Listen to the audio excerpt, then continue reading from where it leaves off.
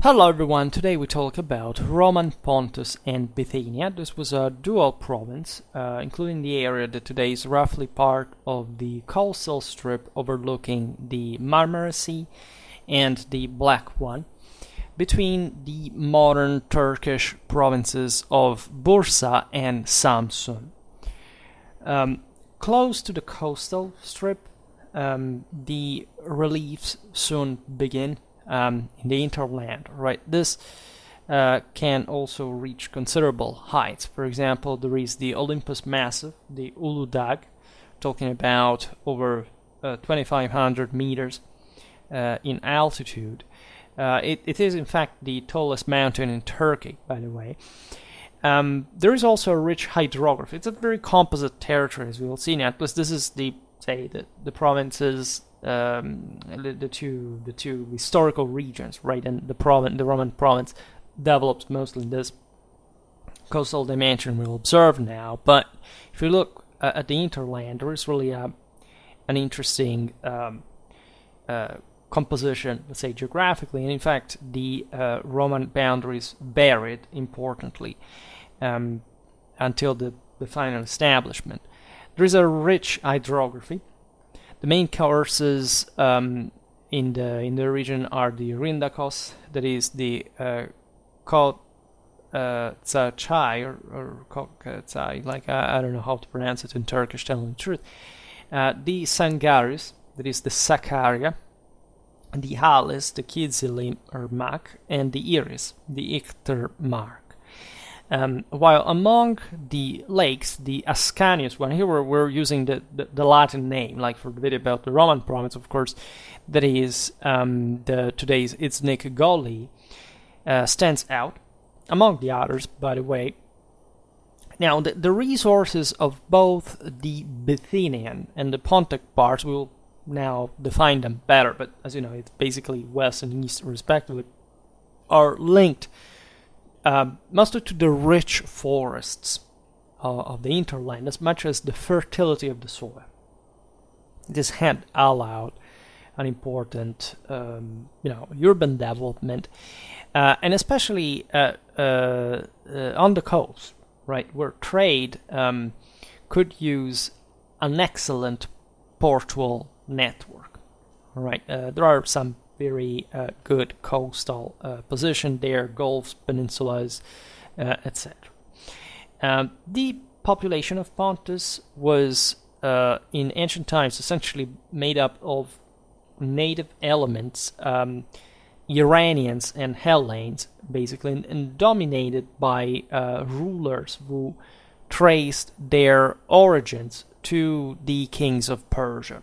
Right, it would actually establish in more rocambolesque ways, including piracy. Right, today we will not get naturally in the history of these lands aside from the Roman point of view. So this could be an interesting,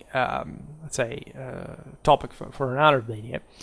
In any case, this area was not particularly consolidated. I mean, there is not like a major river valley, a basin, a regional dimension. Again, these are lands that are put together, right, by political contingency. They are at this point heavily Hellenistic, right? But as we will see now, there are influxes coming also from other areas, including beyond, let's say, the Hellenic chain of cities, even from Europe.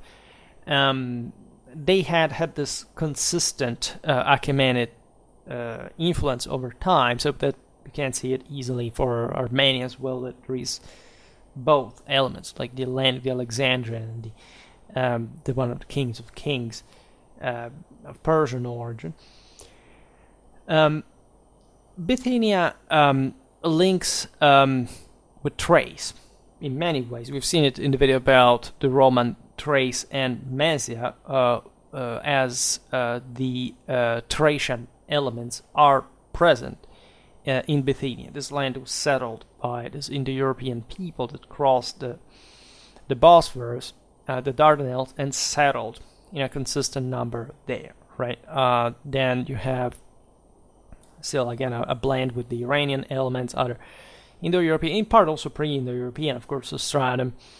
In any case, you can see the Persian influence, for example, found in the cults of Anaitis, the Omanus, Anadatus, in cities like Kabira/Neo-Caesarea, Zeus Chersolos, well documented in the area south of the Olympus. So it's a mosaic, right, of essentially native cults syncretizing according to the Hellenistic and the Iranian tradition. The coasts are mostly Hellenic, with the polis, right, that mostly had been established, in fact, through colonization back in the day.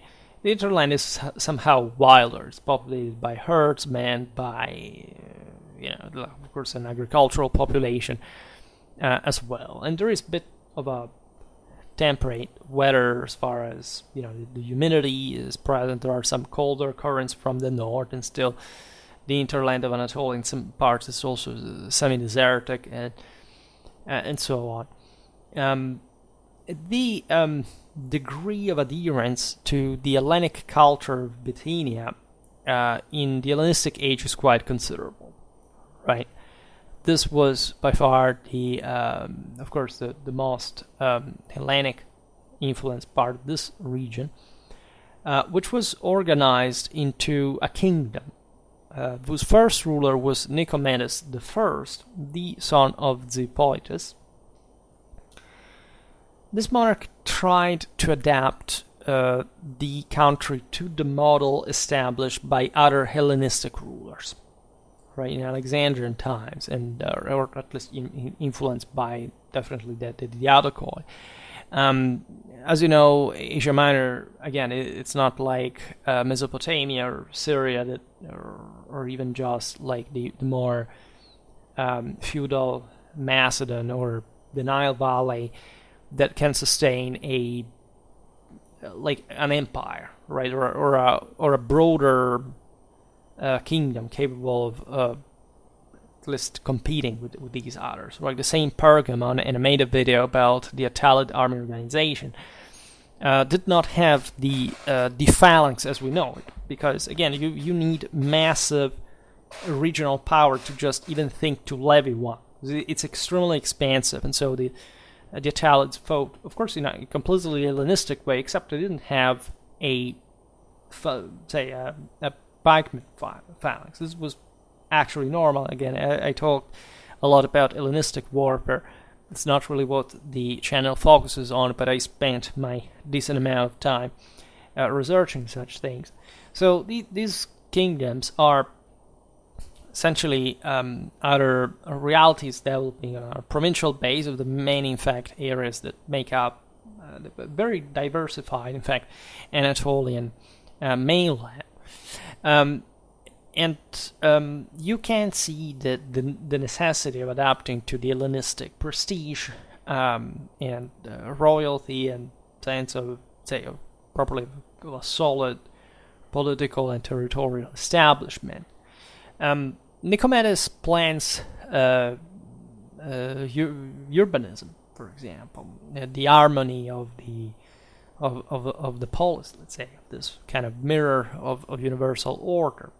All right, the creation of cities that bore the name of the founder are still evident in the same Nicomedia. It was, as you know, one of the most important, actually at this point, the most important city, in fact, in Bithynia.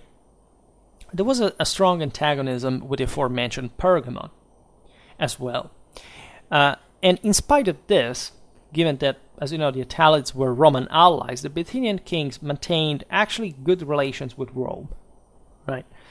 There was no need to mess up the area because, let's say, the Attalids were mostly concerned about the Seleucids essentially in the east-south, and they were much better established. Let's say Pergamon was truly one of the big Hellenistic capitals. Nicomedia really wasn't, where it had a bit of a more kind of Eastern bias to it. Pergamon was properly like a beating heart of Hellenic world, and it was stronger, right? So given that there wasn't really too much between Pergamon and Bithynia, like in another contended land, and so aside from, of course, the broader provincial dimension of these powers, there were other directions of expansion, and just even in spite of the rivalry and attempts to take one out, like take each other out, there was surely a high cost connected with that. So it was mostly that you imagine, again, bordering with somebody where you don't have a real border, really. So it becomes complicated. But Rome manages to maintain this balance. As you know, Rome would cash the Italian kingdom in the late 2nd century BC. And there is only an exception to this Philo-Roman policy. That is, also famously enough, the acceptance of Hannibal by Prusius I, right, in his court. Hannibal, after the defeat of Zama, fled to the east. He stayed in Armenia, stayed in Bithynia, in Syria, etc., at the service of these Hellenistic kings, even just as a military expert, like even as an engineer, right? So Hannibal was surely one of the great minds of his time. And it was just prestigious to host them at that point. In any case, as you know, the Romans asked for him to die, so that's what basically happened, either by suicide or actually being taken out. Now, the last king of Bithynia, Nicomedes IV, bequeathed as other Hellenistic rulers his realm to Rome. This happened in 74 BC, so relatively late, right? This is a moment in which Rome has, by now, far hegemonized the region. There is really no way a power like Bithynia, had in fact just like a provincial extension, could oppose himself to this. Of course, the land was strategic as much as the securing of the straits was concerned. It opened to Pontus, that, as we all see now, in fact, was the most, say, the greater problem. So it's just an access to this deeper eastern dimension. And generally speaking, you can't talk of an independence, in fact, of the land anymore from Rome at this point. The initial organization of the Roman province, again, that would become the one of Bithynia and Pontus, was complicated by, in fact, the wars waged by Mithridates VI, the king of Pontus, that attempted, albeit failing, as you know, to limit the Roman influence in the region. Admittedly, it was a serious, problem for Rome that was occupied in the same years with the revolt of Sertorius in Spain, the one of Spartacus in Italy. So Mithridates thought to basically seize the entire Anatolian space and exterminating the Roman citizens that were present in the other, say, in the provinces in the area.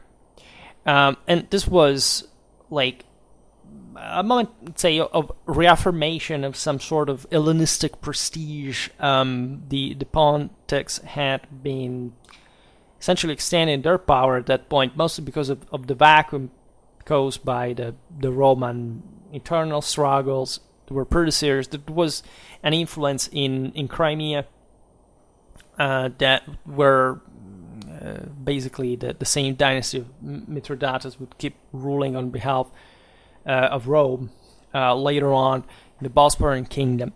In any case, the Pontus didn't have a much greater regional foundation either. I mean, it was basically the same level of Bithynia to some degree. They had an interesting influence in Cappadocia and again beyond.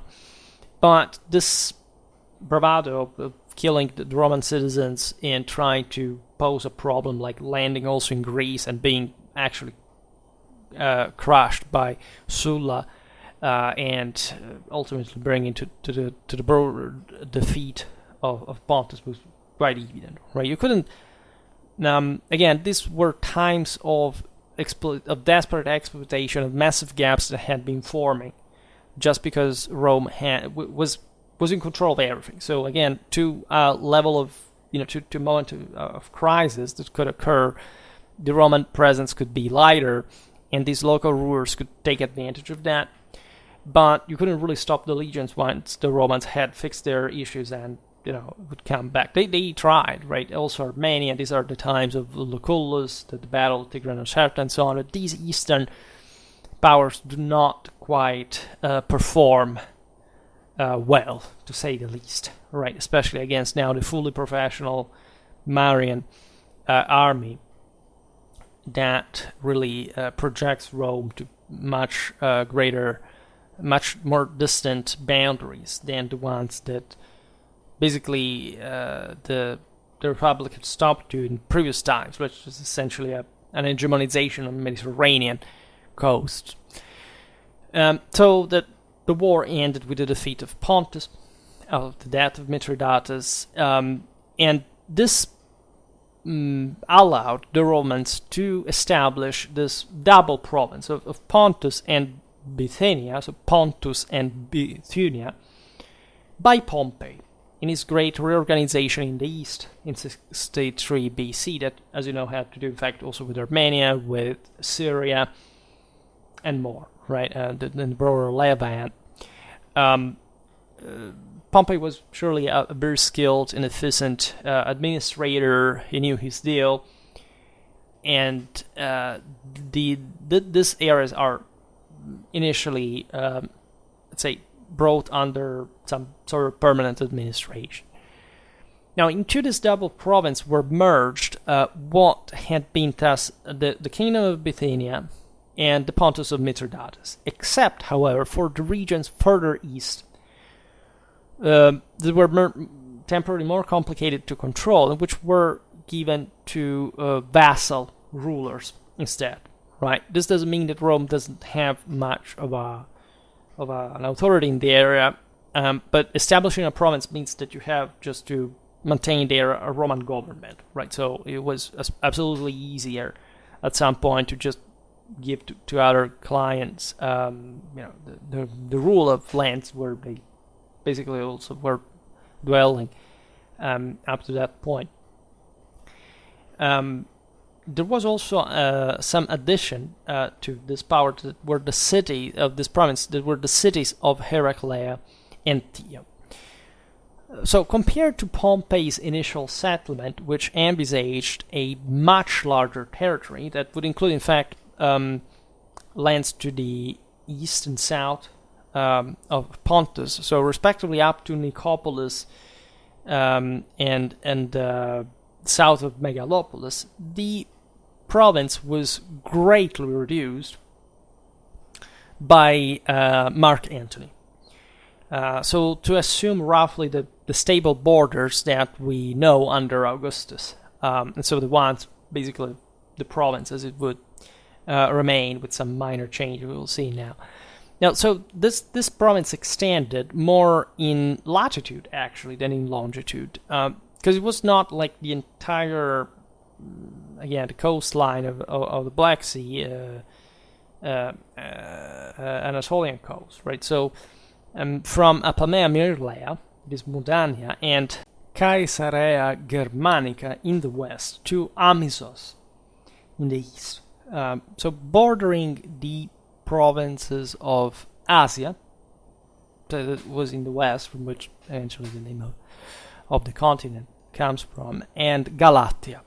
So the Galatian land, right, of the in the center of Anatolia with Ankara and so on. So basically on the borders to the west and the south, for also Apollonia at the Rhindakos River as city of province of Asia as a boundary. There was also the province of Paphlagonia, established at some point in 5 BC, created basically to the south, so that this provinces did not necessarily correspond to the boundary of the traditional, say, of the historical land, right? There were some administrative recreation that this happened at different times in Roman history, but there were smaller centers that again were mostly, again, say, culturally and provincially distinguishable, but not in terms of any local power or resistance or whatever.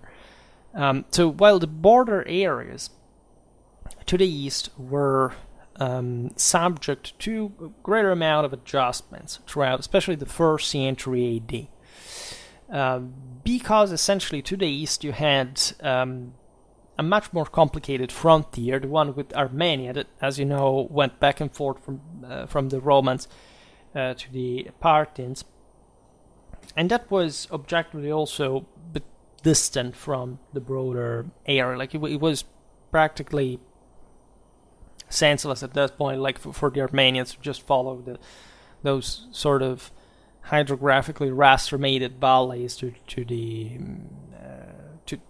west, right? The orography of, say, the Anatolia entering to the Caucasus to do what, right? The Romans controlled by far the richest areas.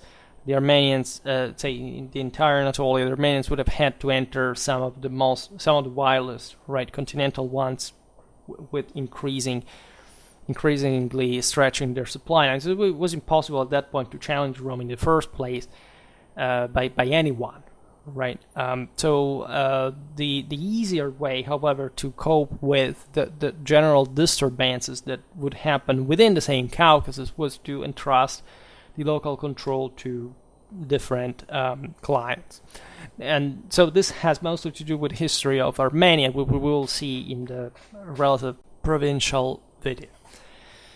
Under Nero in 64 AD, the Polymonian or Polymoniac province of Pontus, named essentially in the honor of the dynasty that had reigned there, included Zela,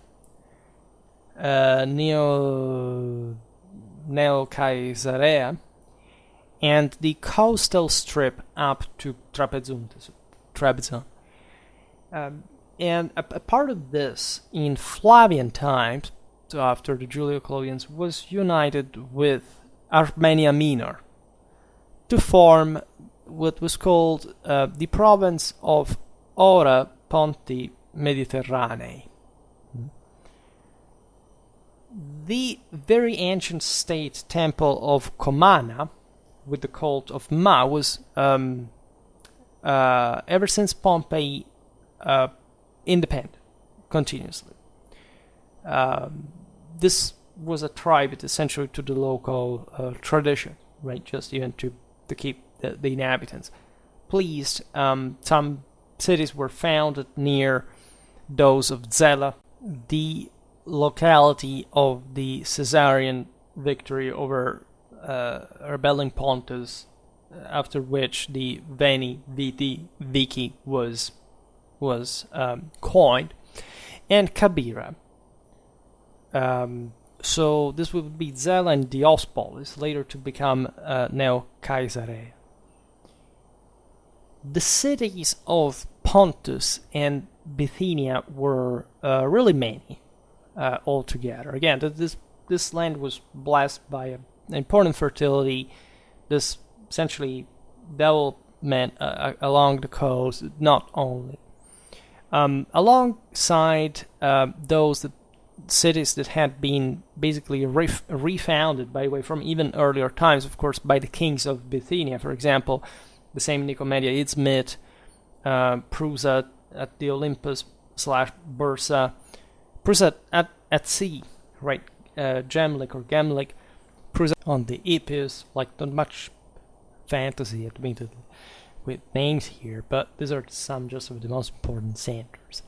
The importance of Nicaea, its Nick, is already noted at this point.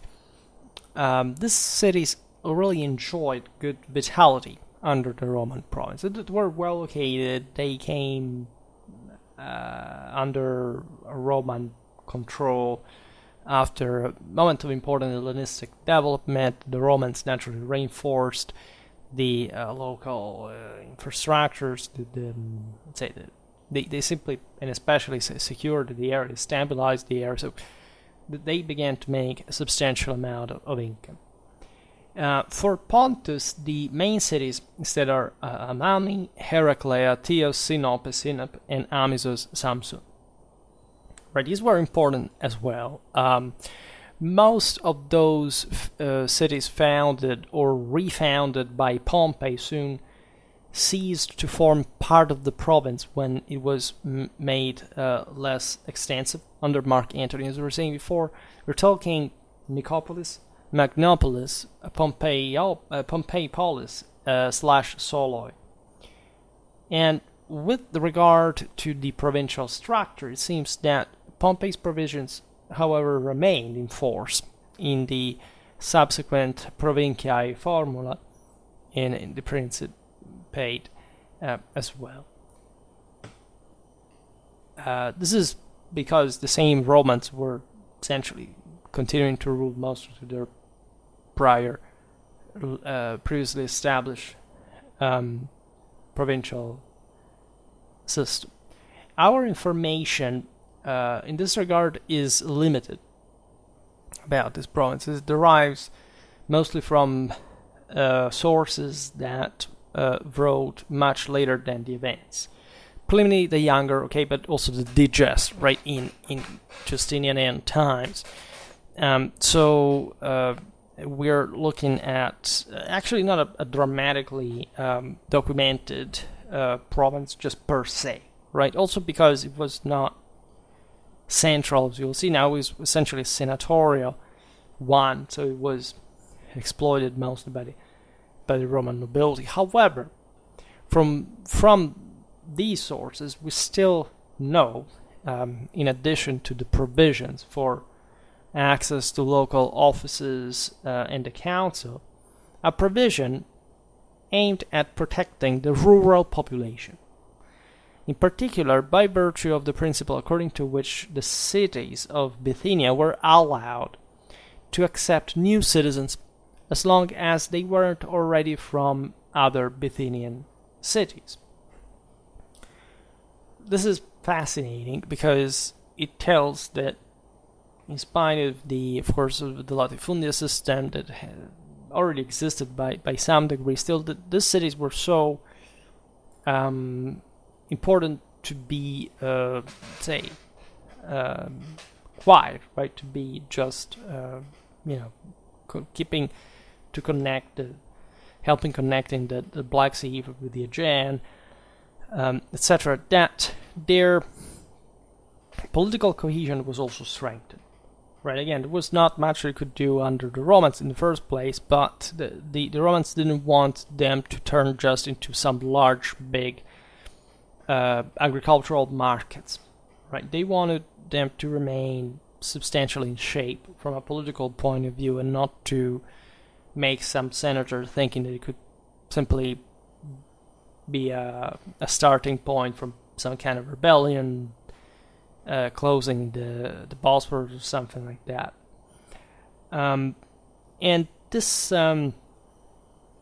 mechanism worked pretty simple, right? People could essentially keep enlarging the cities, right, where certain, in fact, the local institutions would maintain essentially their own rights, right? So protecting them according to the local tradition. For Pontus, however, we know that local citizenship could be acquired exceptionally, even on the maternal side only. Right. For Pontus, we even know that the local citizenship, so we're not talking about the Roman one, but the essentially one of these poleis, could be acquired exceptionally even on the maternal side only. I don't know the details of this, at least we don't actually know, but it may have something to do with, more kind of Eastern influence, but not necessarily, right?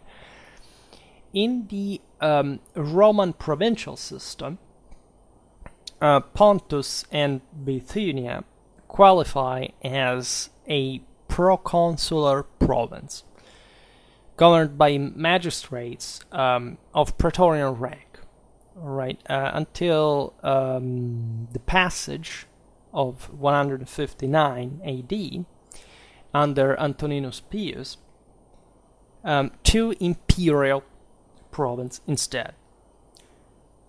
From an administrative point of view, it is remarkable that the Pontic part of the Roman province was divided very early into districts belonging to individual cities, 11 in total. Again, the idea is that this area was probably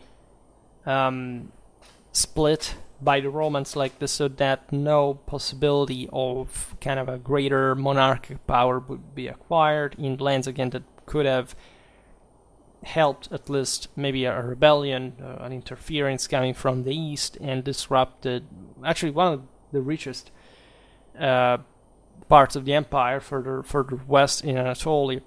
The year, as in Asia, generally began on September the 23rd, that is, the date of Augustus' birthday, while the count of the years, the era, varies according to the individual cities, which is normal, given that they lived basically each one in their own microcosmos, let's say, often starting from the moment in which they had, by the way, become part of the Roman state.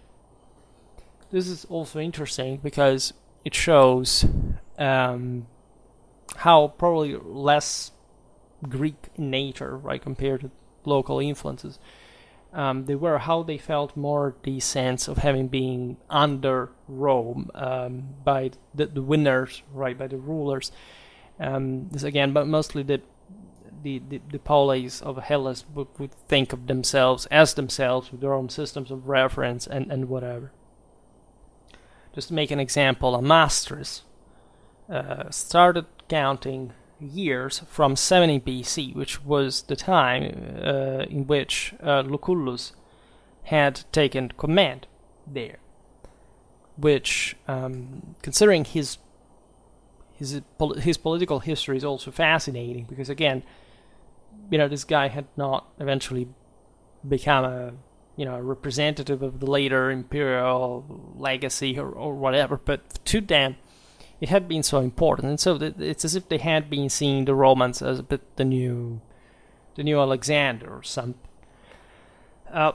And of course, recognizing what Rome had done to a much greater extent, yes, at least in terms of continuity than, in fact, the Alexandrian Empire, the world again had been repristinated under a sole rule.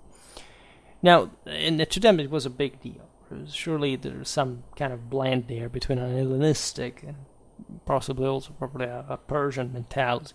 Now, the question of the koina, the different ones of Bithynia and Pontus, is a quite thorny historiographical topic, at least a complicated one to explain.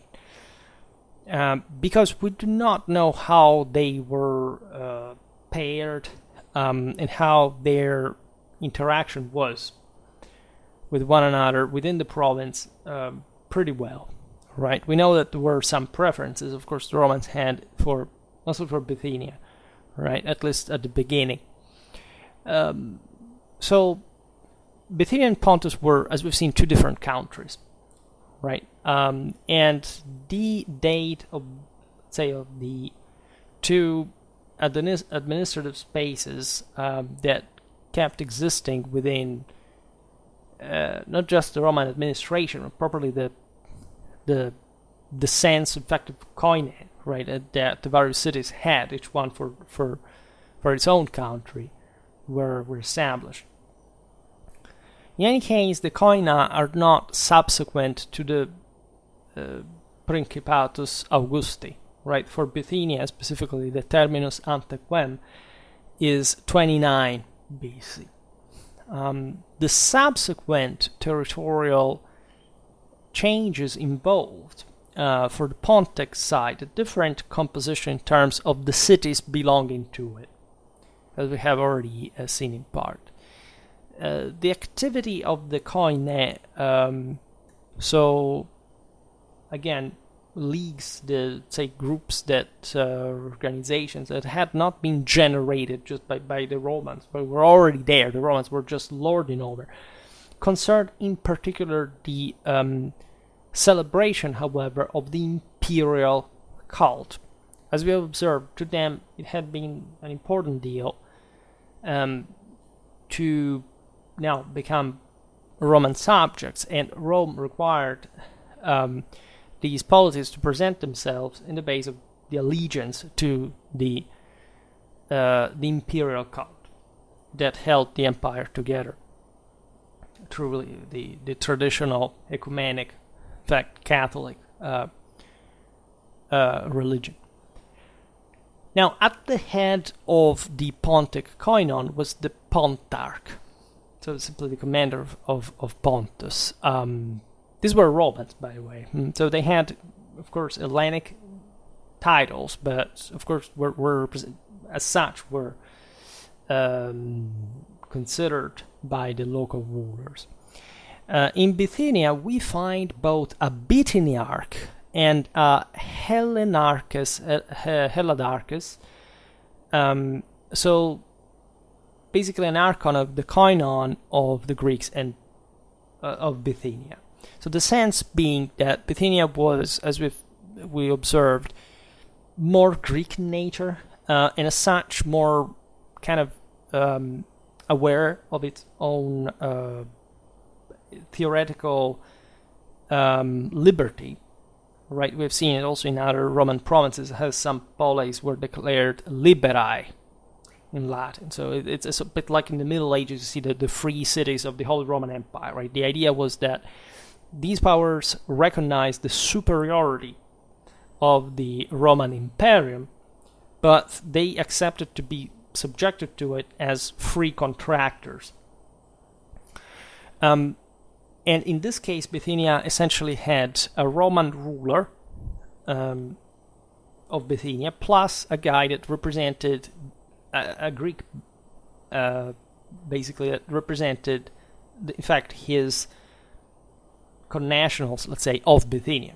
Consider again that these were the cities, right, that mostly controlled, that had the greatest power in the region, and there were lots of people that were not Greeks as well, were Iranians or whatever, that lived, say, very often under the same polis, or this kind of also Hellenistic monarchic character that some of these centers had acquired historically in this more these more eastern places. Pontus didn't have this. Pontus had just a Roman ruler and not that strong Greek element. And the reason being that, as we've seen, Pontus was less urbanized, or at least it had even larger cities to a degree, but they were less, right? And as such, they wouldn't represent the region as a whole, like a sort of Hellenic league or something. And we've seen before the more Eastern kind of mentality connected with a greater idea of subjugation to Rome. As also proved by the fact that the positions appear referring to the same person, however, namely Tiberius Claudius Piso, that in the occasion we see it documented in the same inscription, they cannot be synonyms, but they refer to different realities. So, as I was saying before, you had these two titles, but they could be embodied actually by the same person, which also showed, again, that Of course, the Romans had a tight control on Bithynia as well, but the idea was that the local Greeks wanted at least to have this guy, maybe the same guy that ruled Bithynia in a Roman sense, but recognized as a leader of the Greeks. Right? Consider that in Hellenistic times, the Romans had been elected as Greeks ad honorem on some occasions, right? Such as during the Olympiads. They were accepted because they said, well, these are so great, let's say, they're so important, so civilized, that at least we consider them Greeks honorarily. And in this case, the same guy could be the ruler of the Greeks as much as the ruler of Bithynia. This state of affairs is confirmed by news regarding the introduction of the imperial cult in Asia and Bithynia, according to which Augustus would have specifically allowed the Hellenes to celebrate a cult for him and for Rome.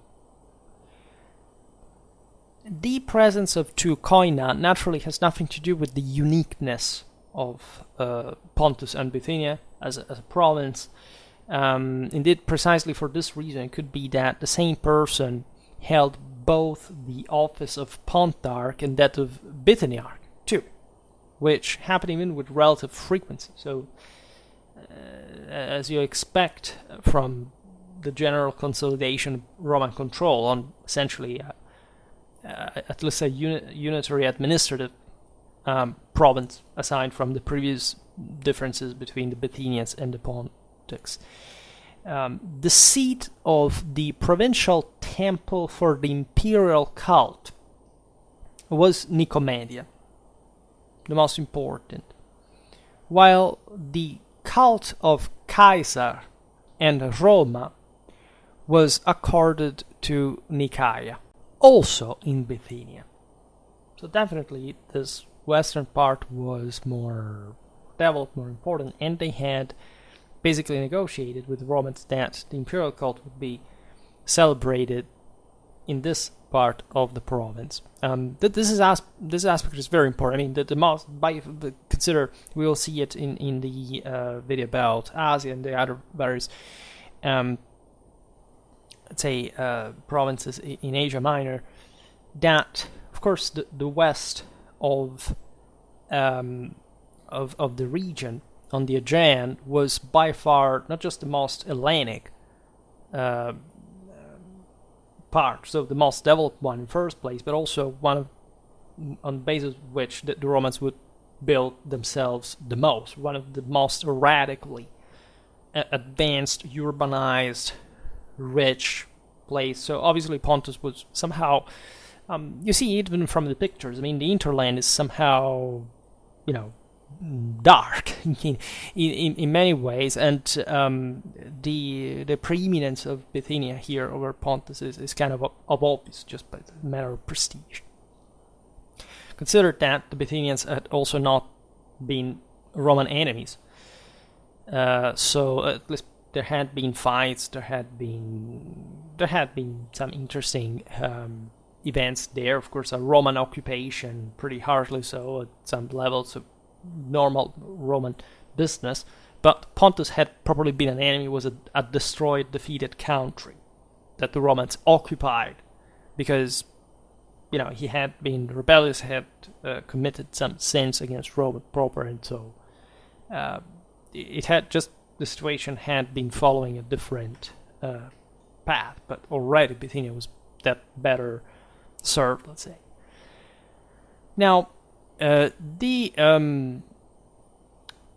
two cities we mentioned, so Nicomedia, with seat of the imperial cult, and Nicaea for the one of Caesar and Rome, are the exemplary case, illustrating the interpolaic competition for recognitions and honors. Again, this was not even a unitary thing within the same Bithynia. As we've seen, each polis had its own sense of themselves, identity, whatever. They were city-states, right? So they competed with one another. And this also served the Roman interest because it was a way to control them better, right? So that at best they would compete within this space and not, they would have not taken up arms against Rome, but would have not consolidated from, say, the standpoint of a realm, of a client realm, for example. It could, with a single head, just maybe switching side more easily. This competition for recognitions and honors, although having had important prodromes in Hellenistic times, right? So before the Roman rule, became almost pathological under the latter. In part because the Romans had now established this space, which it was evident that they couldn't really escape, right? So the most important center would have basically reached the top as far as the provincial administration was much more unitary, let's say, that the previous order had been when the city-states, just in older times, we're talking about centuries past, by the way, were a bit more sparsely on their own, but also with much less risks at this point of rebellion, whatever. Nicomedia was recognized twice as the seat of the Imperial cult.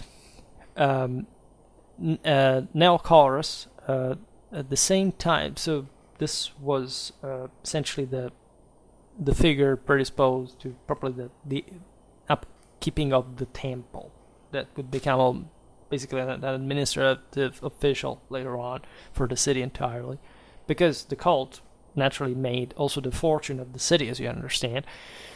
The second time under Septimius Severus, also to mortify Nicaea, which had supported Pescennius Niger, that had usurped the empire, right? So metropolis and, quote, before the province, one of Bithynia and Pontus. This is the saying, and it's a bit Sibylline, as you understand. The same titles, apart from the double Neochoria, Nicaea could claim. However, it enjoyed for more limited period of time. In fact, as these honors could be granted, they could also be taken away, and Nicaea, starting from Antoninus Pius, seems to have no longer been able to boast of them. Beyond the generic prestige, we do not know the exact meaning of the aforementioned, especially the metropolis, yes, but of the, quote, before the province, right? It's unclear. Metropolis can hardly refer to the seat of the governor, since the two cities were at the same time named this. So while the second title could indicate the right to lead the procession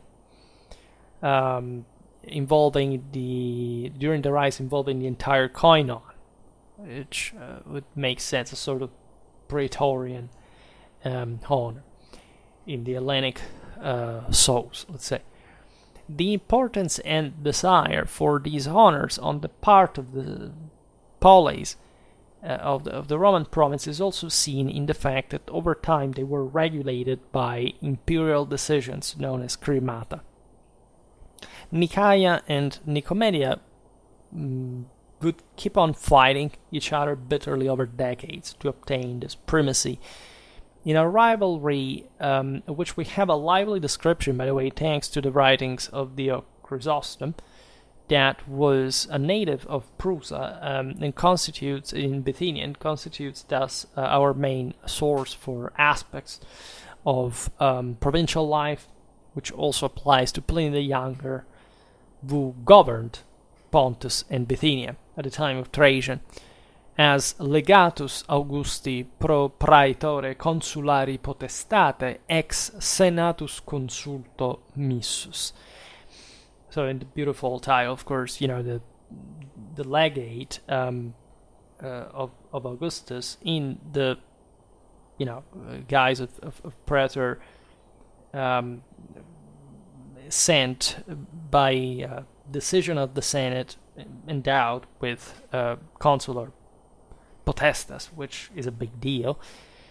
Now, if we read how the Graeculi of Bithynia, so the little Greeks as the Romans called them, loved the gymnasia, so essentially some baths, right, at that point at least, and how the governor had to provide building work in Nicaea and Nicomedia for the gymnasium and the theater. However, we still don't know a lot, right? Essential data, for example, the literal city where the governor himself resided at this point, that is most likely to be found in either Nicomedia or Nicaea themselves. Looking at the Roman control also from a strategic point of view, it's important to see that this Pontus and Bithynia had no legions, right? Only auxiliary detachments, the cohortes of auxiliaries.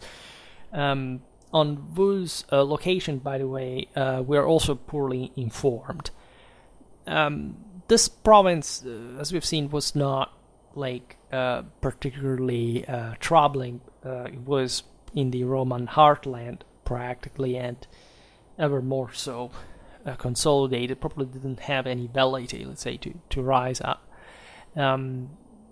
The Roman military presence in the provinces bordering the Black Sea was rather concentrated in Moesia. And yes, right, these areas depended fundamentally on the Danubian legions rather than from the eastern frontier even, and that's how substantially sheltered from the east this eastern province really was.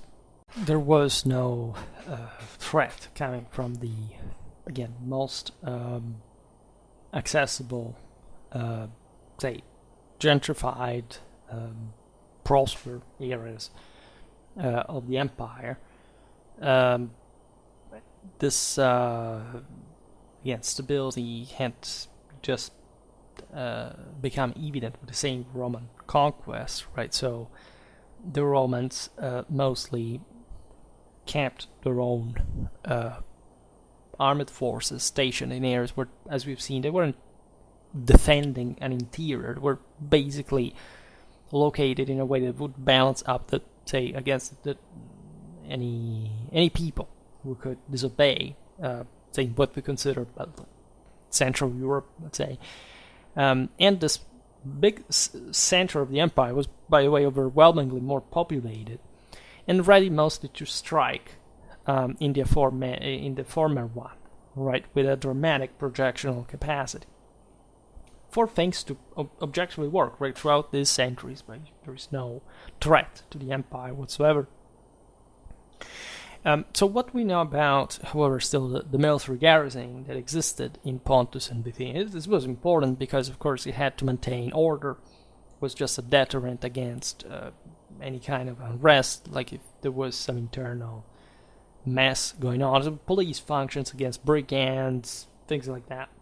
Surely these regions would suffer incursions here and there, like even think about the Alani at some point, but say again, there was no threat from, say, of some political territorial destabilization.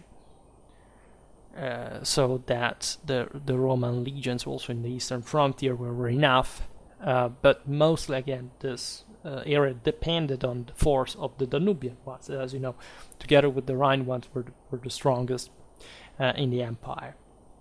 We have a Kypria corps, so at least a unit originally established in Cyprus, based likely in Sinope, like probably the top of the province north in Pontus. It had a central position for the province geographically, could at least move in different directions. Again, it's talking about a single cohort, right? Considering the amount of people inhabiting the provinces, it's kind of ridiculous if you think about that. So this gave balanced functionality, and it is assumed that the Trachum cohorts, instead, so the cohorts of Thracians, they surely had a connection here with the previous I'd say at least the Thracian influence background in Bithynia, or the Equestris cohorts, we do not know exactly. It was further west, perhaps in Nicomedia, to stabilize also the most important center of the province as well, right? If Sinope had needed that, also the largest, the largest city in the province necessitated this cohortal presence. But it's again like altogether a fifth of a legion, right? So it's really small, and this tells you again. This is true for Rome in general. I talked a lot about Roman strategy, frontier. We will keep talking about them, but how few were the actual Roman forces throughout all the entire empire, and how much they could keep inside, say, and outside under control. It's really impressive, and of course this had to do with the standards of Roman quality, right, more than else. The strategic importance of the province exists, right? Say the Pontus and Bithynia were located in the proximity of eastern kingdoms. It is to be rather observed how the fleet, which was the classis Pontica in the Black Sea, was commanded by a prefect of equestrian rank, so it had an important connection also with imperial power. So this differently from the rest of the provincial management, as we've seen. So that Pontic dimension, because in the proper maritime sense of the word, is to be appreciated, because it's also an incredibly long coast longitudinally, so you really need to guard it. You have lots of, especially in the northern shores of the Black Sea, as we've seen there, you have more kind of rebellious people. There's really not much piracy at all during the early Roman empires, but having a naval power capable of, sweeping the sea there is quite important. The classis Pontica was probably stationed in Sinope, while other cities, Nicomedia, Heraclea, and Amastris, that were provided with excellent portual infrastructures, could serve, in fact, as a support for the movements of the force. So again, overall, a pretty easily controllable province, because as we've seen in the interland, you have fundamentally just mountains. There aren't practically any challenges from the interland. You could patrol the coast. You had these polis who basically at best competed with one another, those who had to fulfill properly the imperial, rituals and representation and so on. So it was again that easy. But the fleet that was stationed there was more strategically important for wider sectors, and it was just again stationed in the port and operated, in fact, on another dimension. The road system also had an important role here, because essentially, in order to control the province, you must follow the coastline through an axis that connects Chalcedonia with Trapezunte, onto which roads from Nicaea and Nicomedia are grafted. Right, very linear. This is the major artery, and again, no risk whatsoever to be altered, to be attacked, to be destabilized, whatever. There is, however, also a second, more inland axis that goes from Chios to Pompeiopolis, passing through Nicaea as well. Essentially, the most important crossings were in Bithynia as well. Pontus was more like, it was a complex land in itself, but it was mostly crossed from east to west, rather than in Bithynia you had also a north to south passage to some degree, if anything, for the Bosphorus and the connection with Asia, the Dardanelles, and this other interland. So in the western part, you have also routes branching off from Prussia to Asia, in fact, and to the west, and Phrygia to the south. So quite an important set that, however, is also not troubled, destabilized, or whatever. It's connected literally to some of the most advanced, prosperous, and stable provinces of the empire as well, and that's what you really find, right? So for today's stop here, we will naturally at some point talk about these provinces from Roman history, from also local pre-Roman history, etc. I just hope that you enjoyed this video. If you did, please share it, otherwise leave a like or subscribe to my channel if you're interested in my upcoming content. As always, I thank you heartily for listening to me. I wish you a nice time and see you next time. Bye.